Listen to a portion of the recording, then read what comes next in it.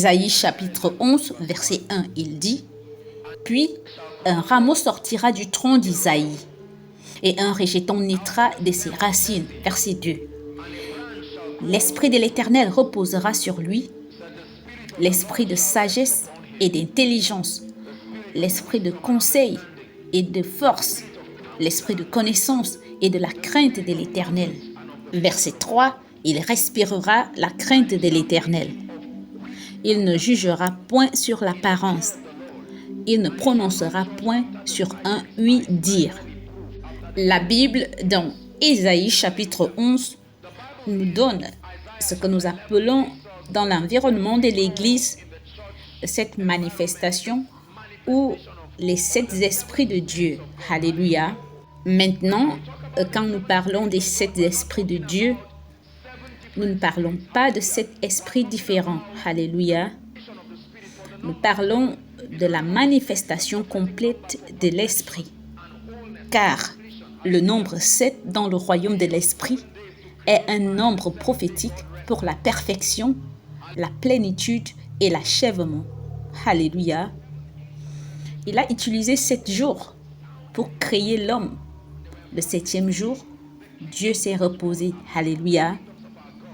Ainsi, le nombre 7 représente la perfection et l'achèvement.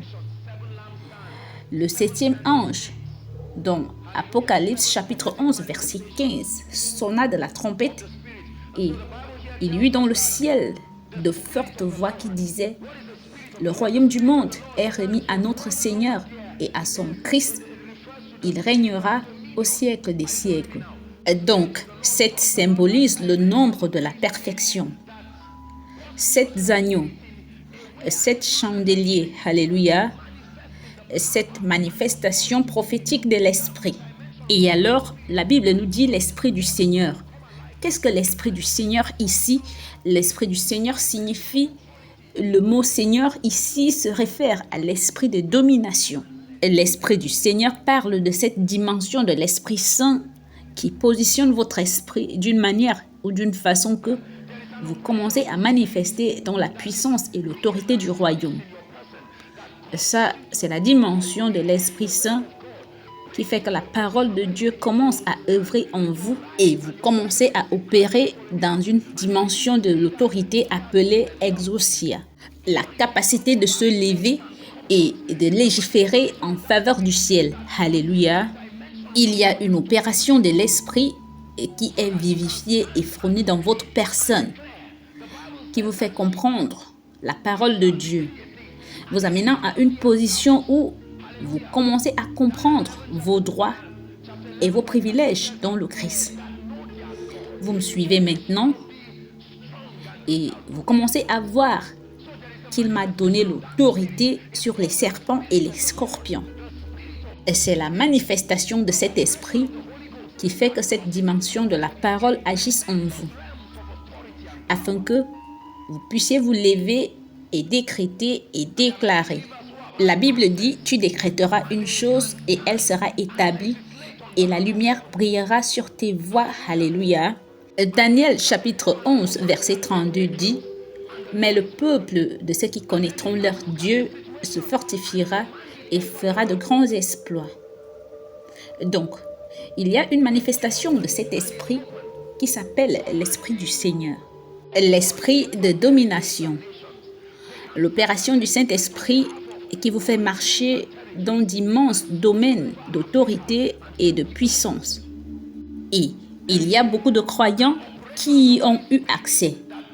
Et ils peuvent se lever et légiférer au nom du ciel. Alléluia. Et ils regardent une porte et ordonnent que cette porte soit fermée.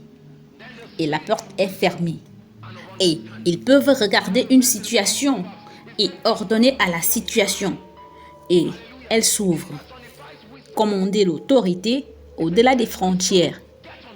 Ils peuvent se lever et légiférer au nom des continents et des territoires et parler à l'Afrique et dire « Ouvre-toi ». Et il y a une opération du Saint-Esprit qui vous amène à ce niveau. Il vous montre par sa parole et vous donne le pouvoir de marcher dans la réalité de ce monde. Alléluia. Ensuite, l'esprit de sagesse et de compréhension. La Bible dit dans le livre des Proverbes 8, verset 1, « La sagesse ne crie-t-elle pas, Alléluia ?» Il personnifie la sagesse. Il dit, « est la sagesse, est la compréhension. » Alléluia. L'esprit de sagesse. Ça, c'est une autre activité du Saint-Esprit que l'on peut utiliser dans la vie de tous les jours. Il vous amène à un niveau où vous commencez à comprendre les voies de Dieu. La sagesse de Dieu est sa parole, ses voies. Il vous enseigne comment marcher dans ses voies et le chemin de Dieu. Il dit, « Ta parole est une lampe à mes pieds et une lumière sur mon sentier. » Ainsi, il y a une activité du Saint-Esprit qui fait que la parole de Dieu commence à vous guider. Vous commencez à prendre des décisions intelligentes selon le caractère du royaume. Alléluia. La sagesse, c'est savoir quoi faire. La compréhension, c'est savoir comment le faire. Les étapes à suivre. La sagesse, c'est savoir quoi faire. Alléluia. Mais la compréhension vous dit comment le faire. Et c'est pour cela que la Bible dit en tout ce que tu possèdes. Même si tu en arrives à un point où tu sais quoi faire, tu dois savoir comment le faire. Alléluia. La sagesse est de savoir que vous faites du riz frit en utilisant le riz et en apportant de l'eau et toutes ces choses, les tomates et le reste. La compréhension, c'est de savoir comment combiner ces ingrédients. Donc, vous pouvez avoir assez de sagesse pour aller au marché. La compréhension vous dit que lorsque c'est une seule personne qui mange, vous n'employez pas le même nombre d'ingrédients. Est-ce que vous m'entendez maintenant? La sagesse vous dit que le sel est nécessaire pour rendre la nourriture savoureuse. Mais la compréhension commence à vous guider à travers le processus et les étapes. Il dit, en tout ce que tu possèdes est de la compréhension. Il y a une opération du Saint-Esprit qui vous amène à un point où vous connaissez les voies de Dieu et vous comprenez comment suivre les étapes pour obtenir ce résultat. Et c'est une opération du Saint-Esprit. Ensuite, il y a l'esprit de conseil et de puissance. L'esprit de conseil et de puissance. Paul a fait une prière. Il dit, afin que tu sois puissamment fortifié dans ton homme intérieur. Ça, c'est l'opération de l'esprit de puissance. Il vous amène à un point où vous marchez avec une force et une capacité extraordinaire. La grâce et l'endurance pour le voyage. Est-ce que vous me suivez maintenant? La force physique et spirituelle. Ça, c'était la dimension du Saint-Esprit qui était à l'œuvre en Samson. Et j'espère que vous savez que Samson n'était pas un homme ordinaire. Sinon, Delilah ne lui demanderait pas le secret de sa force. Il y avait une activité et une opération de l'esprit de puissance en lui. Je suis sûre qu'il était comme moi. Alléluia. Alors, ne nous prenez pas pour acquis. Il y a une activité du Saint-Esprit. Je sais comment Dieu m'a créé. C'est pourquoi je ne cherche pas les ennuis. Je préfère dire la parole. Alléluia. L'esprit de conseil.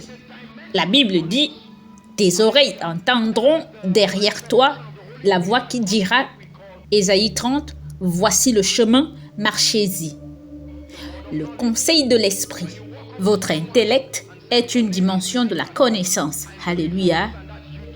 Ça, c'est la manifestation de l'Esprit Saint qui provoque ce que nous appelons le monde de la connaissance. Lorsque vous allez vers quelqu'un et que vous lui dites « Votre nom est ceci et cela. Je vous connais de ceci et cela. » Vous n'avez aucune relation personnelle avec la personne. Alléluia. Mais par l'opération de cet esprit, vous pouvez comprendre certaines choses. Alléluia. Ça, c'était l'esprit qui marchait avec Daniel et qui l'a rendu 10 fois meilleur. Alléluia. Et ensuite, il dit l'esprit de la crainte de l'Éternel. Ce mot hébreu ou cette phrase en hébreu est Yirat Adonai. L'esprit de révérence.